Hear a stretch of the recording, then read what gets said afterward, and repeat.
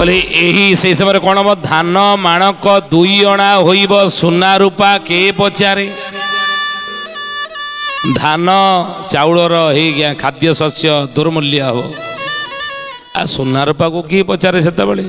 शिशु आनंद परा मालिकार लिखिं टंका सुना परे स्वान मुतु थिब स्वान न होइब नाश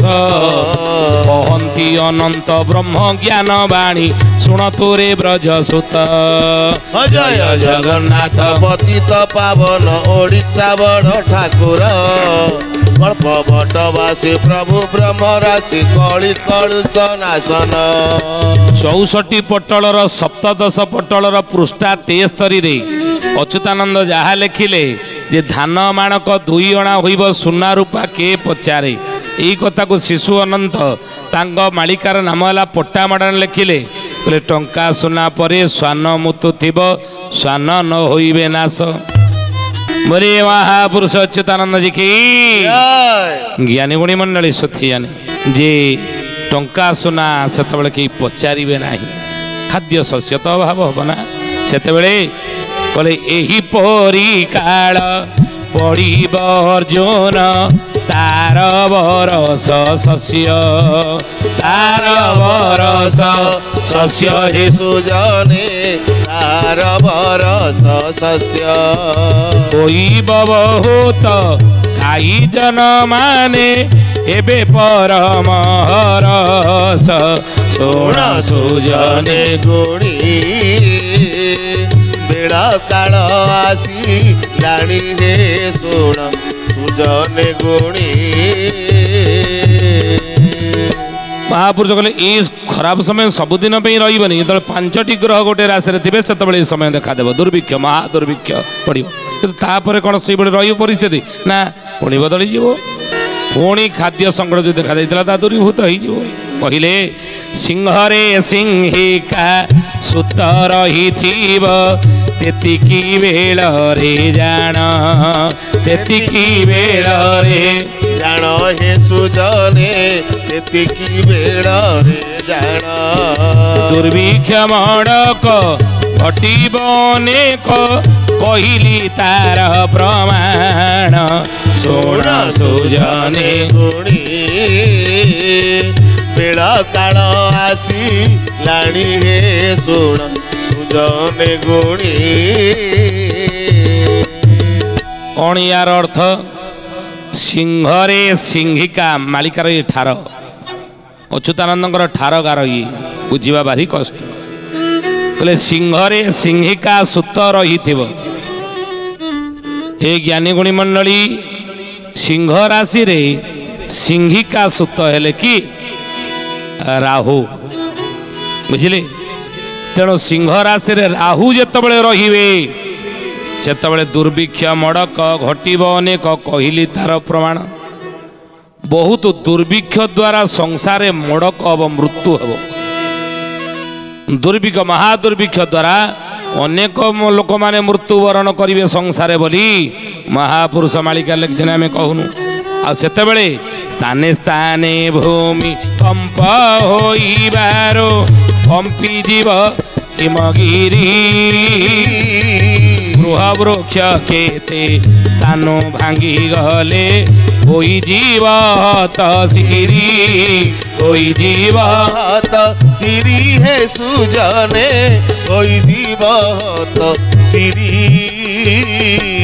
होई जीवत सिरी हे सुजने होई जीवत सिरी कले स्थाने स्थाने भूमिकंप होइबारु कंपी जीव हिमगिरी हिमगिरी कहले कौन हिमालय से हिमगिरी कले हिमालय दिने कंपमान हेबो कहीं ना भूमिकंप द्वारा प्रबल मात्रा भूमिकंप हेबो के पाताले बासो की देखिब मुंड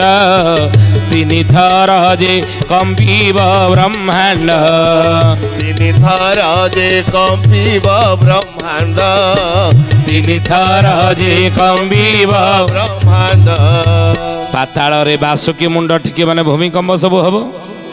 प्रबल मात्रा बोली आप देखुना चारिड़े भूमिकंप होना जोर होनी आगक ए भूमिकंप सबुआड़े हेब प्राय अनेक जगार भूमिकंप धन जीवन नष्ट हेब बोली महापुरुष मालिकार कहले। आतेबले गृह वृक्ष केते स्थान भांगी गले होई जीव हतसेरी ये पृथ्वी हतसेरी भलिया देखा हतसेरी माने कहले कौन स्त्रीहीन भली देखा आतेबले ये नाना रोग मान प्राणी शरीर दिन को दिन ग्रासीब दिन को दिन ग्रासीब हे सुजने दिन को दिन ग्रासीब अति अचंबित जिनिस जे दूर देशु पास को आसीब सोण सुजने गुणी बेला काल आसी लाणी हे सोण सुजने गुणी नाना रोग प्राणी शरीर दिन को दिन ग्रासीब 5टी ग्रह गोटे राशि जो देव से दुर्भिक्ष हम भूमिकंप मान संसार जोर देखा देव आतेबले महापुरुष कहले नाना रोग मान मनीष शरीर रे ग्रास कर निरोगी होई सेतबले जणे के रहिबे नाही समस्ते रोगग्रस्त संसार हेबे से समय बोली महापुरुष कहले आमे कहू सेतबले अमूल्य जिनिस अति आचंबित जिनिस सब आसीब दूर देशरू पाखक आसीब